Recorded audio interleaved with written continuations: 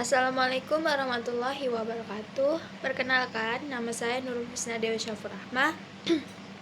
Saya dari kelas R001 dengan NIM A1A32501. Di sini saya akan menjelaskan sebuah materi terkait tentang global governance dan tata kelola dunia internasional. Global governance merupakan upaya untuk menjawab tantangan yang muncul dari globalisasi yang berupa perkembangan pusat-pusat kekuasaan otoritas kompetensi yang baru di luar kerangka negara bangsa. Tidak bisa dipungkiri, gagasan global governance ini berjalin dengan globalisasi yang memunculkan dan fenomena sekaligus. Pertama, yaitu temuannya faktor-faktor non-state sebagai pusat kekuasaan baru di dalam interaksi hubungan internasional. Kedua, yaitu munculnya persoalan-persoalan baru yang implikasinya itu sangat luas tapi di luar kemampuan negara untuk mengatasinya.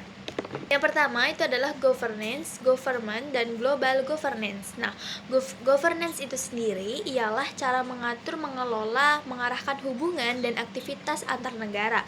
Sedangkan government itu sendiri ialah siapa yang memerintah, dan selanjutnya kalau global governance itu ialah cara dunia itu diatur atau dikelola bersama oleh berbagai pihak lintas negara.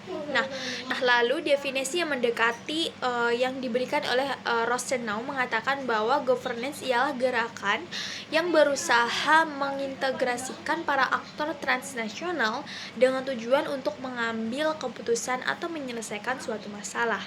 Selanjutnya, yang kedua ialah faktor pendorong kemunculan global governance. Nah, kemunculan global governance itu dipengaruhi oleh beberapa faktor utama. Yang pertama itu adalah masalah lintas negara seperti perubahan iklim, polusi, dan pandemi yang tidak bisa diatasi oleh satu negara saja.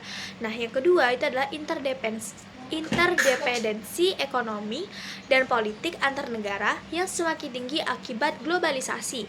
Yang ketiga ialah peran organisasi internasional seperti PBB dan lembaga multilateral lainnya dalam mengatur kerjasama global. Yang keempat ialah tekanan dari masyarakat dan LSM internasional untuk menjaga lingkungan, hak asasi, dan pembangunan berkelanjutan. Semua faktor ini tuh mendorong terbentuknya tata kelola global yang efektif untuk menghadapi isu-isu dunia. Selanjutnya adalah global governance itu sebagai solusi mengatasi permasalahan-permasalahan global. Nah, global governance itu memberikan solusi melalui kerjasama internasional untuk mengatasi permasalahan lintas yang kompleks. Nah, solusi meliputi pembuatan aturan dan perjanjian internasional, misalnya seperti Protokol Kyoto, terus Perjanjian Paris. Nah, itu untuk mengurangi emisi gas rumah kaca. Selain itu, adanya koordinasi antar negara dilakukan untuk menangani isu seperti perubahan iklim, terus krisis energi, pandemi, dan kerusakan lingkungan. Lalu, peran organisasi internasional seperti PBB, WHO, dan lembaga keuangan global juga penting nih dalam pendanaan, lalu transfer teknologi, dan juga pengawasan pelaksanaan kebijakan. Dengan mekanisme ini, global governance itu membantu negara-negara bekerja sama secara efektif dalam menyelesaikan masalah global.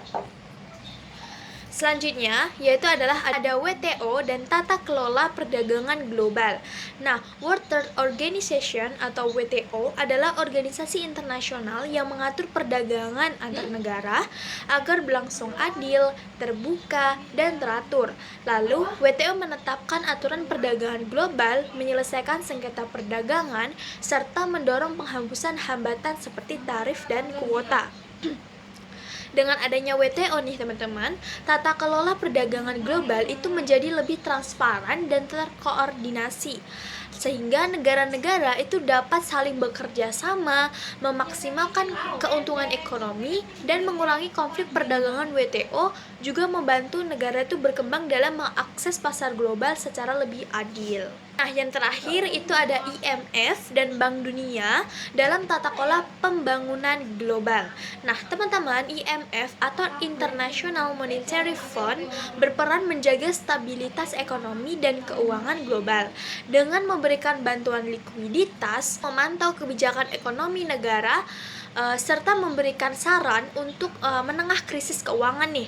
Nah, Bank Dunia itu dia fokus pada pembangunan ekonomi jangka panjang, teman-teman. Itu melalui seperti pendanaan proyek infrastruktur, lalu melalui pendidikan, kesehatan, dan juga pengentasan kemiskinan nih di negara berkembang. Nah, kedua lembaga ini itu menjadi instrumen penting dalam tata kelola pembangunan global karena membantu negara-negara menghadapi krisis, meningkatkan kapasitas ekonomi, dan mendorong pembangunan yang berkelanjutan. Mungkin itu saja dapat saya sampaikan. Saya akhiri, wassalamualaikum warahmatullahi wabarakatuh.